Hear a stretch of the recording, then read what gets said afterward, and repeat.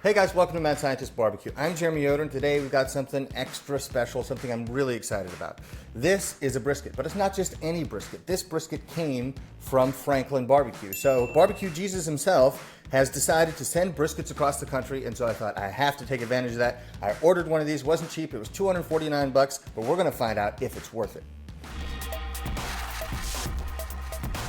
Now, for any of you out there who don't know who Aaron Franklin is a barbecue chef, and he is by far the most famous of all the barbecue chefs I'm aware of. Barbecue in America is kind of the only really uniquely American cooking style. And because of that, Aaron Franklin takes a very important place in America and in American barbecue in particular, because he's doing stuff that's so darn good. My wife and I went to see his restaurant to see if the hype was real a few years ago, and we waited in line for 6 hours. We got there 5 in the morning, and we wanted to see, is this really gonna live up to expectations? And let me tell you, it did. It was worth the 6 hours. You got to chat in line with people, see where they're from, what kind of barbecue they enjoy, and then you get to go inside and have probably the best barbecue meal you will ever eat in your life, because the brisket was absolutely technically perfect. It was perfect level of smoke, perfect tenderness, perfect moisture. So my goal in doing this video is to see if somebody can get that same incredible experience at home with a brisket that they can have sent to their door. All right, so let's open up this package and see what we got inside here.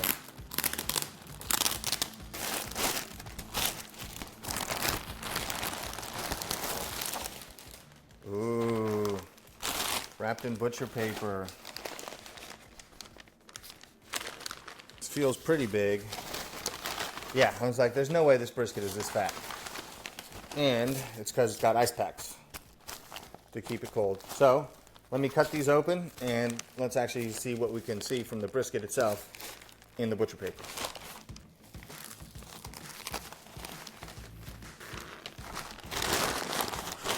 All right, so here we have this brisket here. It feels kind of solid, you might think that it's frozen, but if you ever cook briskets and allowed them to cool in the refrigerator, you notice that they get, stiff as a board. So never frozen, but we're gonna have to unwrap this thing to see what it actually looks like, because we're not gonna tell much by feel at this point. We're not really gonna know until we get this thing in the oven, get it out, and taste it, what this thing's gonna be like. But first impressions, it's rock hard. Now let's see what else comes in the box. So first thing, there's a gold belly sticker, which I don't need. There's a Franklin sticker, which is cool, but I'm not really a sticker guy. There's a gold belly ad, which I'm not super interested in, but what I am really interested in is this right here. These are the reheating instructions. And so they give 3 different methods to reheat. There's a oven method, there's a stovetop method, and there's an immersion circulator method. Now, I don't have a sous vide. I know, maybe shame on me for not possessing one of the key tools in cooking, but just kind of on principle, I've decided that barbecue is redneck sous vide, and I don't need a real sous vide. So I'm just gonna keep doing things the way that I have been for a while. Maybe I'll break down and get a sous vide, but it doesn't matter. Now, we're gonna do the oven reheating method. And so we're gonna remove the brisket, gonna put it on a tray, gonna put it in the oven at 225 for about 75 minutes. And one thing that's important here, they list one thing that's optional, but that optional piece of information is very important and illustrates something that I've been teaching in videos for a long time. So, optionally, you can put pads of butter on top of the brisket when you're reheating it. So you might ask, why are you using butter instead of some other water-soluble compound? Well, the reason is, we're using butter and not brisket injection or beef broth or anything like that, because what you perceive as moisture when you're eating barbecue is rendered fat. And what is butter? Predominantly fat. So melting that butter all over the exterior of the brisket will provide some of the fat that gives you that mouthfeel of, oh, this is moist, this is exactly what I'm looking for in barbecue. With all that being said, let's get this guy unwrapped, cut open, put on the tray, and ready to go in the oven.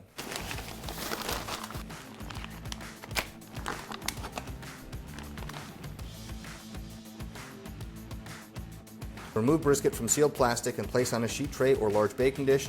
Do not slice the brisket until reheating is complete. Place a few pads of butter on top of the brisket, optional. Place the brisket on the middle rack of the oven. Reheat for about 75 minutes at 225 or until desired internal temperature is reached.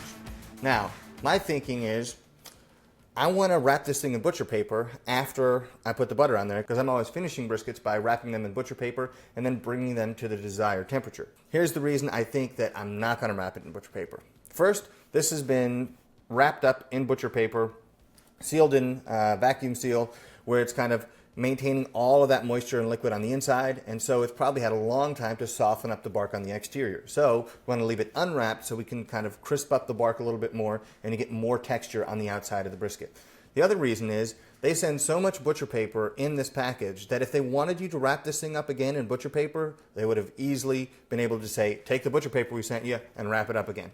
So all those things make me think we're just going to take this naked, put it on the pan, and chop up some pieces of butter, put it on top, and let it reheat.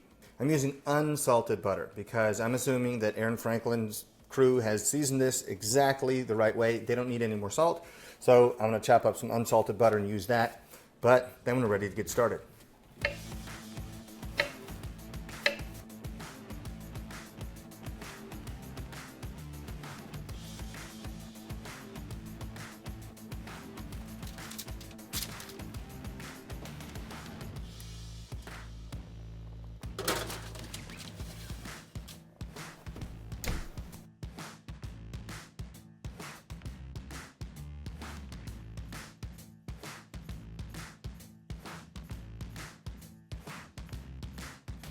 So it's been a little bit over an hour at this point, and now I'm going to start checking temperature because you can't just rely on the time. You actually have to examine the temperature of what you're reheating to make sure you don't get it too hot and then everything gets mushy, and to make sure that it's hot enough that all the fat renders in that meat so you have an ideal result. So to check that temperature, I have a thermopen.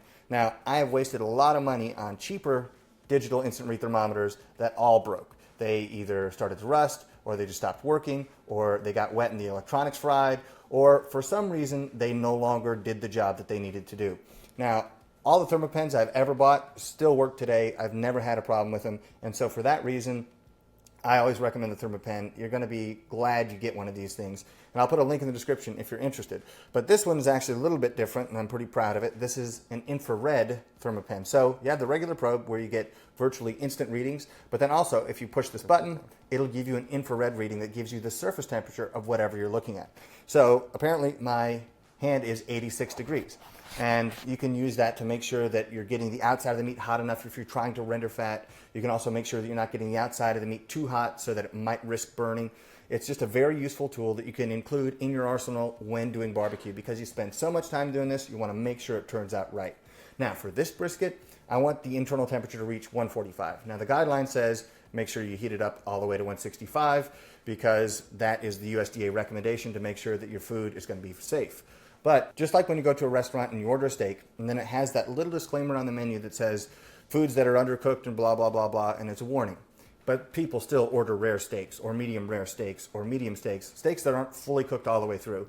And guess what? People are usually fine. For this purpose, I want to make sure that I don't overcook this brisket and turn it mushy because I want to make sure I do everything I can to try to recreate that experience I had at the restaurant. I'm going to heat it up to 145 because I think that's going to be the ideal serving and slicing temperature for this brisket on this cutting board, and we're going to be able to make a great brisket that we ordered in the mail. Also, I know these briskets have been heated to 200 degrees, so any bacterium that may have been present on the surface has already been completely obliterated. And then they take it, they vacuum seal it, and they send it to you. To me, I'm not concerned about reaching 165, though I think it's probably a wise choice to reach 165 because that's the safe thing to do.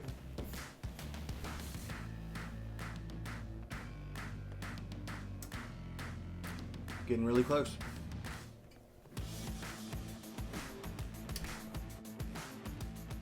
Our brisket has reached 145 internal, so we're going to pull it out, put it on the cutting board, and let it just rest for a minute just to let everything equilibrate, and then we're going to slice it open and see what we got.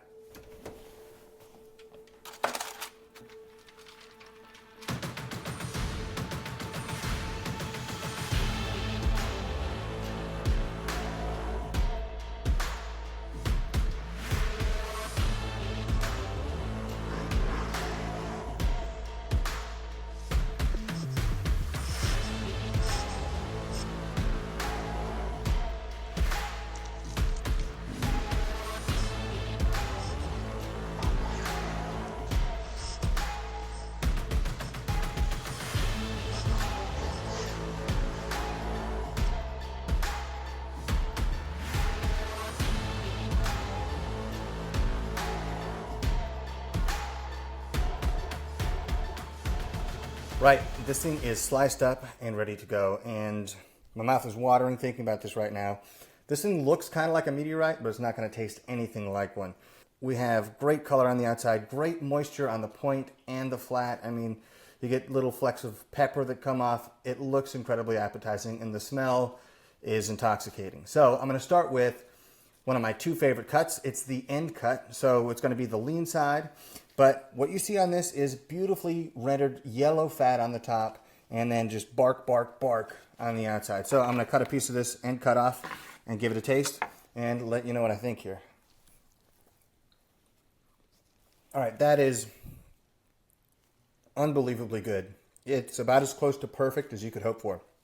The outside isn't hard or crusty, which I was afraid of reheating it in the oven, but it's still soft, it's still pliable, and packed with smoke flavor. The fat is rendered so beautifully that when you take a bite of it, it all kind of joins together and kind of moistens the whole bite and makes it a wonderful experience.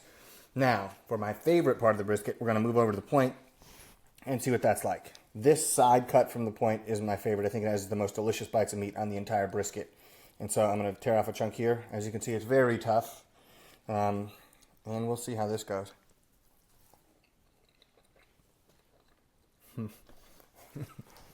Oh, it's perfect. Absolutely, I have nothing bad I can say about this brisket. You know, maybe it could have a little stronger smoke flavor. Maybe it could be a little lighter.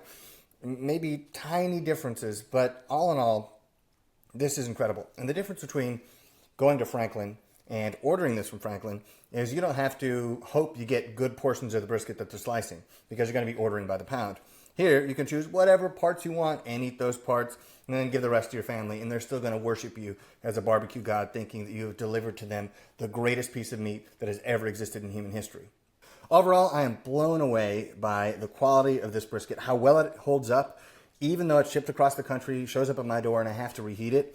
This is probably 99% as good as the brisket that I had actually in person at the restaurant, which is mind-blowingly good. So I guess Aaron Franklin really does have a superpower. Or maybe it's just a psychological operation where he's working with the CIA and bringing in brisket from another dimension, and the Clockwork Elves are actually making these briskets. But I think in all actuality, he's just a master of the craft and has figured out a way to preserve it by vacuum sealing, sending it, and maybe they cook it a little bit differently than when they do to serve it at the restaurant, but I wouldn't know because this is so darn good. Regardless, it was a great experience.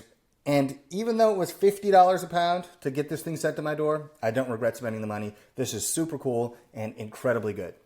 Thank you guys for watching Mad Scientist Barbecue. If you enjoyed the video, please hit the like button down below, subscribe to the channel, and turn the notification bell on so you get notified whenever I put out new videos. You can also follow me on Twitter and Instagram at Mad Scientist Barbecue. I'll see you guys next time.